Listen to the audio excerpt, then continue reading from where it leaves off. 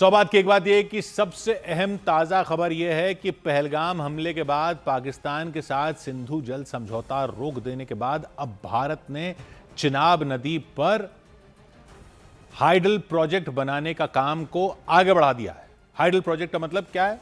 मतलब यह कि नदी के बहते पानी से बिजली बनाई जाएगी। सिंधु जल समझौते में यह है कि भारत पाकिस्तान को जिन नदियों का पानी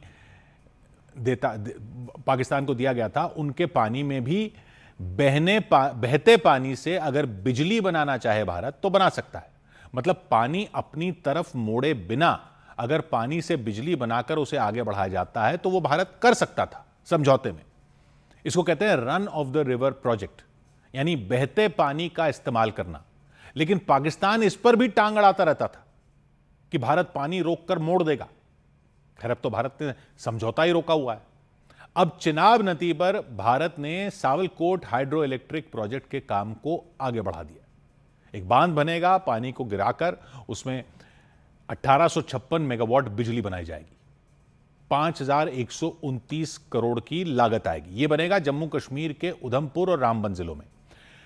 चिनाब पर बनेगा। जो 6 नदियां भारत से पाकिस्तान जाती हैं उनमें चिनाब भी है। सिंधु, झेलम, चिनाब, रावी, ब्यास और सतलुज। ये हैं तो 6 नदियां जो पाकिस्तान जाती हैं, लेकिन इनमें बाकी 5 नदियां वहां जाकर सिंधु में मिल जाती हैं।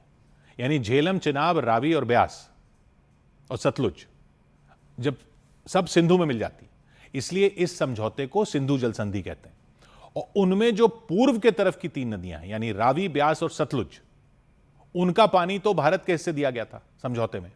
और पश्चिम वाली 3 नदियों यानी सिंधु, झेलम और चिनाब का पानी गया था पाकिस्तान के हिस्से में। हालांकि उन नदियों पर भी Bharat run of the river project बना सकता था, यानी बहते पानी से बिजली बना सकता था कि बांध बनाकर बिजली बना ली और पानी फिर आगे जाने दिया।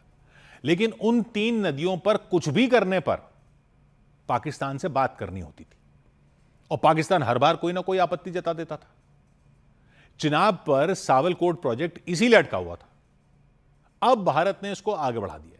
चिनाब नदी हिमाचल प्रदेश के लाहौल और स्पीति इलाके से निकलती है और फिर यह जम्मू कश्मीर में बहती हुई रामबन और उधमपुर जिलों से गुजरती है और यही वो जगह है जहां सावलकोट प्रोजेक्ट है। फिर चिनाब पाकिस्तान में प्रवेश करती है, सियालकोट के पास हेडमराला पर, और पाकिस्तान में ये सिंधु नदी में मिल जाती है और अंत में सिंधु नदी अरब सागर में चली जाती है। तो चिनाब नदी जो है वो पाकिस्तान के लिए बहुत महत्वपूर्ण है, क्योंकि पाकिस्तान की 75% पानी की जरूरत भारत से बहने वाली नदियों से पूरी होती है। उनकी कृषि, पीने का पानी सब इसी पर निर्भर है। भारत का हमेशा तर्क यह रहा है कि हम पानी तो जाने दे ही रहे हैं, लेकिन उससे बिजली क्यों ना बनाएं।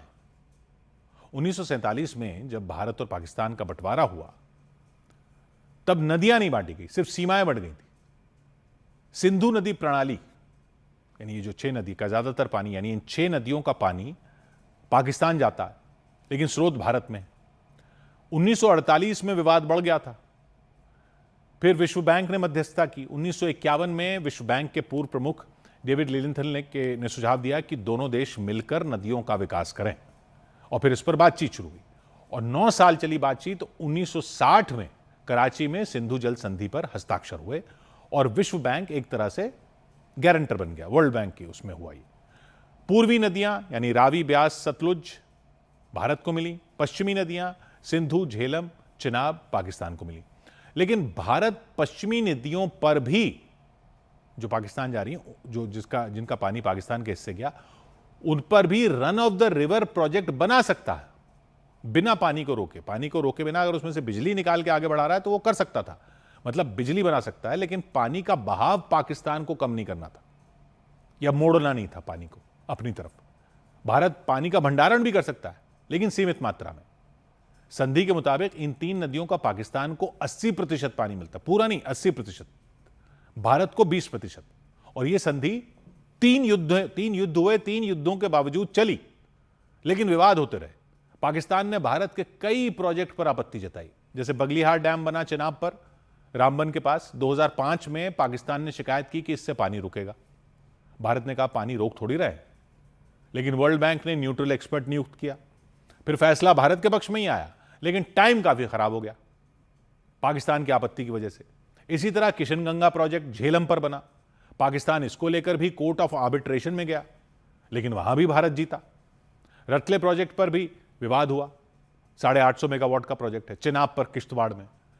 पाकिस्तान कहता है इसका डिजाइन ही गलत है और यह पानी रोक सकता है।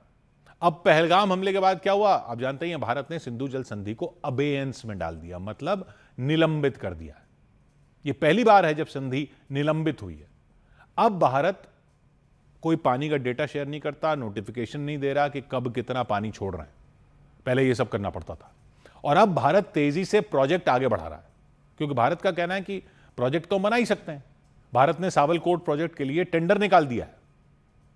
पानी थोड़ी मोड़ रहे हैं, पानी थोड़ी रोक रहे हैं, हम तो बिजली निकाल रहे हैं। और ये पहले भी कर सकते थे, बस वो बीच बीच में रोक देता था, फिर वो बात जाती थी कि क्या फैसला होगा। फैसला भारत के पक्ष में आ रहे थे सारे।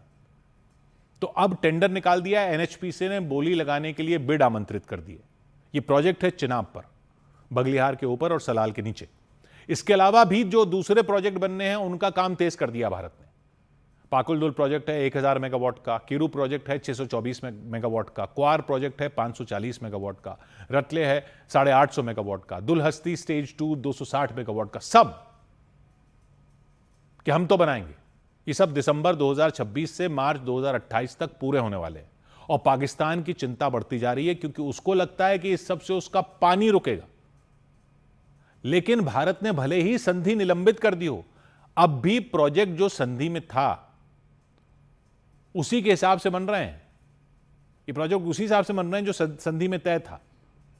तो कोई भारत पर इल्जाम नहीं लगा सकता कि हम संधि के अलावा जा रहे हैं। संधि में था कि हम बिजली निकाल सकते हैं, लेकिन अब हम उसकी कंप्लेंट नहीं सुन रहे जो बार बार आपत्तियां जता रहे थे। भारत को पश्चिमी नदियों पर run of the river project बनाने का अधिकार पहले भी था, बस पाकिस्तान अड़ंगा लगाता रहता था, विश्व बैंक के पास शिकायत लेकर पहुंच जाता था। अब भारत वो मान ही नहीं रहा। सावलकोट ऐसा ही है, पानी नहीं रुकेगा, सिर्फ बहते पानी से बिजली बनाई जाएगी। लेकिन पाकिस्तान की आपत्ति हो तब भी भारत नहीं सुनने वाला। पाकिस्तान की आपत्तियां पहले भी गलत ही साबित हुई हैं, बगलिहार में गलत साबित हुई, न्यूट्रल एक्सपर्ट ने भारत को ही सही ठहराया, लेकिन टाइम काफी खराब हो रहा था उसमें। और पाकिस्तान संधि का यही इस्तेमाल कर रहा था कि लेट करते रहो, अड़ंगा डालकर टाइम खराब करता था। इस वजह से भारत अपने हिस्से का जो पानी संधि में मिला था, अपने हिस्से जो मिला हुआ था, उसका भी पूरा इस्तेमाल नहीं कर पा रहा था। उन नदियों का भी 20% तो भारत का है ना। संधि में उन 3 नदियों का भारत को 20% पानी मिला, लेकिन हम सिर्फ 10-15% ही इस्तेमाल कर पाते हैं। जम्मू कश्मीर में बिजली की कमी है, ये प्रोजेक्ट बिजली पैदा करेंगे, इससे विकास होगा, नौकरियां मिलेंगी, और वो भारत का अधिकार है। पाकिस्तान को 80% पानी मिलता है, वो अपनी तरफ बांध बना सकता है, लेकिन वो भारत को रोकता रहता है अड़ंगा डालकर। अब भारत ने संधि को रोककर वो बंद कर दिया, वो खेल ही बंद कर दिया। और संधि को कई साल भी हो गए, कई दशक हो गए। वो तब हुई थी जब क्लाइमेट चेंज और ग्लोबल वार्मिंग कोई मुद्दा ही नहीं था। अब ग्लेशियर पिघल रहे हैं, तो आगे चलकर पानी कम हो सकता है। यानी भारत को पानी के भंडारण की जरूरत है बाढ़ और सूखे से बचने के लिए। और सबसे बड़ी बात तो यह ना कि संधि निलंबित क्यों है, क्यों हुई है निलंबित? वो तो पाकिस्तान की वजह से ही रोकी है ना भारत ने। पाकिस्तान आतंकवाद को रोक नहीं रहा, पहलगाम हमला इसका ताजा प्रमाण है। तो वो आतंकी भेजता रहे और यहां से पानी जाता रहे, ये कब तक चलता रहता?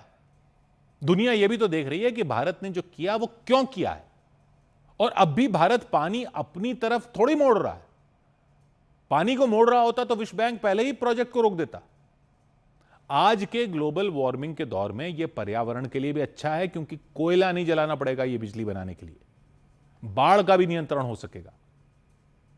पाकिस्तान को अब मैसेज क्लियर है, पहले आतंकवाद रोको, बाकी बातें बाद में। 100 बात की एक बात।